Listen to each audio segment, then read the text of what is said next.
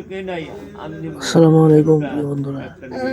দেখেন, একজন মানুষ কথা বলতে পারে না, কি সুন্দরভাবে তাকে মানে ইশারায় বুঝিয়ে দিচ্ছে যে তার কথাগুলোর ভাষা কি।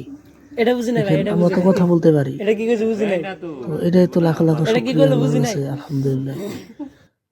তাই আমরা কেউ কিছু ভালো কিছু করতেছে, করুক না, তা আমাদের কি আসে যায়, আমাদের কেন তো চাওয়া।